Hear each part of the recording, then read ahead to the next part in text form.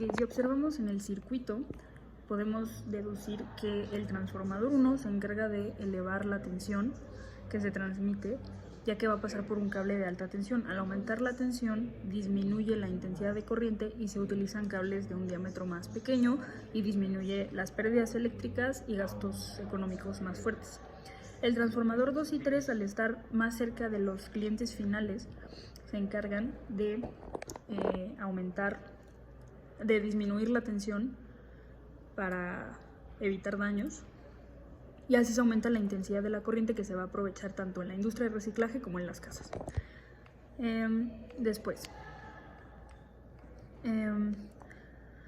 Para la pregunta de los reostatos, el horno que alcanza una mayor temperatura, si ambos reostatos tienen una resistencia de 0, es el de 50 ohms, ya que como hay una menor, si usamos la fórmula de la ley de Ohm, sabemos que a menor resistencia habrá una mayor corriente, y esta corriente es la que genera calor. Entonces, al tener entre 75 y 50 ohms, el de 50 ohms es el que tiene mayor corriente, o sea, mayor calor. Para la pregunta de los valores de resistencia que deberían tener los reostatos para lograr la misma temperatura en ambos hornos y la máxima cantidad de calor, sabemos que el reostato de resistencia de 75 ohms debería tener 0 en su reostato, y el de 50 debería tener en su reostato 25 ohms. Esto es porque como están en serie con los reostatos, pues se suman esos valores de las resistencias. Entonces 75 más 0 quedaría 75 del horno 1, y para el horno 2 quedaría 50 más 25. Así se está aprovechando su máximo potencial, su máxima cantidad de calor posible, y tendrá el mismo valor de resistencia.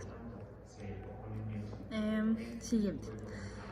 Comparando la casa 1 y la casa 2, la casa que tiene correctamente hecho su sistema de iluminación es la casa 2, ya que el circuito está en paralelo, y cuando la corriente entra, al estar en paralelo, se divide entre los dos focos que están conectados, por lo que si hay algún fallo, podría ser que un foco se funda, pero al otro no le pasará nada. Al contrario, la casa 1 está conectada en serie, entonces si se echa a perder un foco, el siguiente también ya no le va a pasar corriente porque están seguidos y ahí la corriente se comparte. Después, la casa que no tiene terminado su sistema de iluminación. La cantidad de corriente que circularía por el foco en ese estado es nula, no existe, porque se trata de un circuito abierto. Entonces no hay flujo de corriente, no se puede.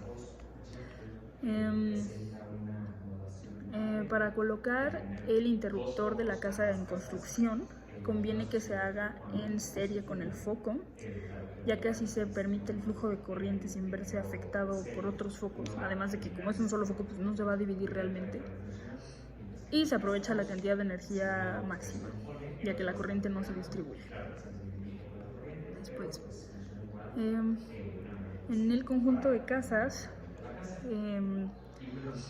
se observa que una resistencia corresponde a cables de baja tensión. El valor deseable de esa resistencia sería recomendable que sea pequeño proporcionalmente al valor de voltaje que circule, porque se busca que llegue la mayor cantidad de corriente a las casas para que se aproveche, es decir, la intensidad. Entonces así esta resistencia no se opone a ese flujo, pero no se recomienda que sea nula o que no exista, porque no habría algo que regulara todo ese voltaje, esa corriente que llega de los cables de alta tensión, y se podrían causar daños. Entonces esa resistencia se encarga de que la intensidad de corriente pase bien a las casas, pero que no llegue todo ese impacto y que se cause algún daño. Luego, tomando en consideración el cable de alta tensión que suministra energía a gran parte del sistema eléctrico, ¿cuál de los dos cables debería tener un mayor grosor? Pues el cable de mayor grosor debería ser el de baja tensión, porque como disminuye la tensión, aumenta la intensidad, y al aumentar la intensidad se requiere un cable más grueso para que pase toda esa corriente, y se requiere un cable de mayor diámetro. Sería recomendable contar con datos precisos para determinar la elección del cable y que no se compre algo demasiado grueso o muy pequeño y que se dañe. Y pues por el otro lado, el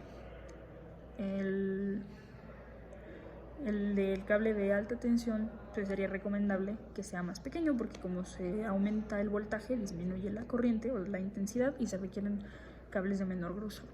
Eso es todo.